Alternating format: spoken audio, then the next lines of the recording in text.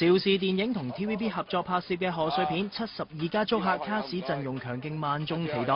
呢日張學友、鄧麗欣、曾志偉、謝天華、黃宗澤、吳卓羲、鐘嘉欣、王祖藍、林敏聰等等大批演員，聯同導演葉念琛以及電視廣播有限公司製作資源部總監樂奕玲小姐，齊齊嚟到邵氏影城嘅室內片廠出席拜神儀式。呢個2萬幾尺樓高都70幾尺咁啊，係可以講得話咧我自己拍過個廠最大嘅，咁啊亦都係能夠翻我自己嘅娘家啦嚇，因為咧我哋喺邵氏出身，今日翻嚟邵氏亦都有好多邵氏嘅同事今日都翻嚟。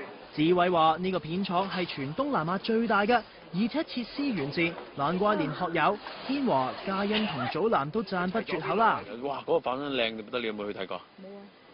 哇！係超級巨星化妝間。點超級化？可唔可以介紹下？超級巨星化妝間，哇！嗰啲裝修屋企都頂唔住。係？係啊！嗰啲用料又精良咁咯。係啊！好大嘅係咪啊？梳化又長。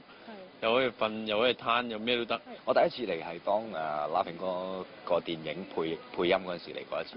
咁我淨係去個錄音室嗰度咧，已經歎為觀止啦。因為淨係單一個錄音嘅地方，已經係好似一個戲院咁大。個廁所好靚，啲光咧、燈咧，令到每一個女藝員、男藝員咧，都好似哇皮膚滑一個人嘅。canteen 方面都唔錯㗎，係啊。食過啦未？食過未啊？我據聞好多喺 TVB 嗰度啲人咧，特登走過嚟食嘅。咁今日我就名正言順可以喺度食啦。陣間就要過去。冇錯。唔止咁噃，工作人員仲搭建咗一個象真度十足嘅西洋菜街街景。平時啲明星都冇咩機會去真嘅旺角逛㗎，今次仲唔實行行翻舊本咩？嚟到都覺得好似真係旺角有多人啦，跟住各式嘅鋪頭都有啦，即係同真嘅好似咯。係啊，但係平時你會唔會多唔多機會自己真係落去真嘅旺角？真係好少啊！我諗係平時即係做嘢啊會經過，咁但係都係好快速咁樣落車買完嘢，或者做完嘢就即刻上翻車走咁樣。你諗下，我哋可以喺室內搭一條街，咁你諗下呢個廠係幾咁大？係啊，可以用巨型形容。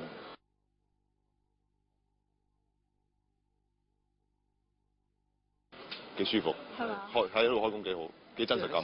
室內裏面都覺得好開揚，好犀利！我以為自己去咗旺角啊。係咯，好似連嗰路牌都咁鬼似。我都唔明點解可以喺個廠裏邊有埋啲石屎地啊、磚頭啊、鐵欄啊。我懷疑係咪正經成個西洋菜街度偷過嚟嘅？我最開心咧就係今日可以嚟到旺角咧咁乾淨、咁開心，同埋又唔驚樓上訂進，同埋好安